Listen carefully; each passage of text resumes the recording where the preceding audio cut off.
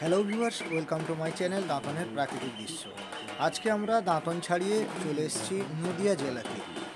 নদিয়া জেলাতে আইটিআই মোড়ে লুমিনাস ক্লাবের পরিচালনায় দুর্গাপুজো প্যান্ডেল 2024।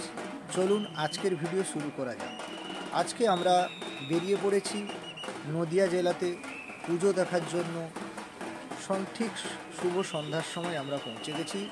অসাধারণ প্যান্ডেল, যেটা আপনারা সরাসরি দাঁতনের প্রাকৃতিক দৃশ্যের ক্যামেরা বন্দি করা সেই সুন্দর মুহূর্ত, এবং সেই প্যান্ডেল অসাধারণভাবে সাজানো হয়েছে, বহু রকমের কারুকার্য, এবং দেখতেই পাচ্ছেন ইতিমধ্যে আমরা লাইনে প্রবেশ করে গেছি। প্রচুর দর্শনার্থীরা ভিড় করেছেন।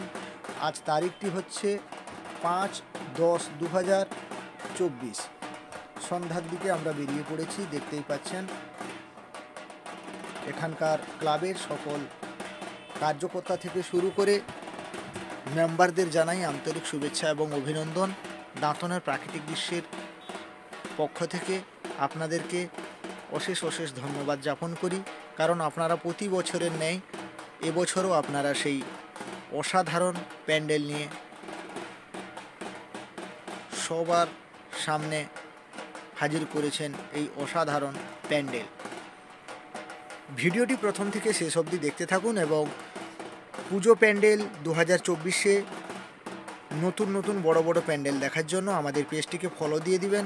আপনারা যদি নতুন হয়ে থাকেন তাহলে ফেসবুক পেজটিকে ফলো করে দেবেন, এবং আমাদের ফেসবুকে যে ডিসক্রিপশন রয়েছে সেই ডিসক্রিপশন বক্সে আমাদের ইউটিউব চ্যানেলের লিঙ্ক দেওয়া আছে। তো আবারও একবার সেই লুমিনাস ক্লাবের পরিচালনায় আজকের এই অসাধারণ থিম, যেটা আপনারা না দেখলে বুঝতেই পারবেন না। তো চলুন আজকে ভিডিওতে প্রবেশ করা যাক ভেতরের দিকটায়। লুমিনাস ক্লাবের পরিচালনায় আজকে বৃহত্তম প্যান্ডেল নিয়ে হাজির হয়েছে কল্যাণীতে, নদিয়া জেলায় আইটিআই মোড়ে।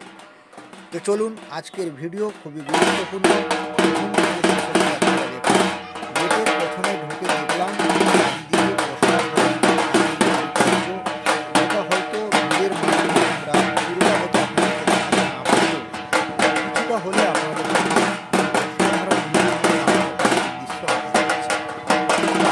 আপনারা প্রচুর পরিমাণে ভিডিওটি শেয়ার দেবেন, কারণ অনেকেই হয়তো যেতে পারবেন না তবু তাই দাঁতনের প্রাকৃতিক দৃশ্যের মাধ্যমে আপনারা সম্পূর্ণভাবে প্রথম থেকে শেষ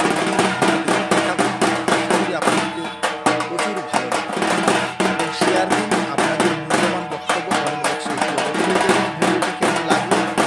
চলুন আরও একবার বলবো, ভিডিওটি এই কারণে প্রচার করুন, শেয়ার করুন। আপনি দেখুন আপনাদের বন্ধুবান্ধবদের দেখান, হয়তো এই ভিডিওর মাধ্যমে হয়তো যাবে, তাকেই জানতে পারবেন। চলুন, এই যে মায়ের প্রতিমা দিচ্ছেন, মায়ের প্রতিমা পুরো সোনার গয়না দিয়ে সাজানো, এবছর নয় প্রতি বছর। এবং দেখতেই পাচ্ছেন রাত তখন ঠিক 11:30টার সময়ও প্রচুর পরিমাণে মানুষ। এটা বাইরের থেকে একটু এন্টিয়ারটা আমি ভিডিওর মাধ্যমে একটু জুম করে আপনাদের কাছে দেখালাম, আশা করি খুব ভালো লাগবে।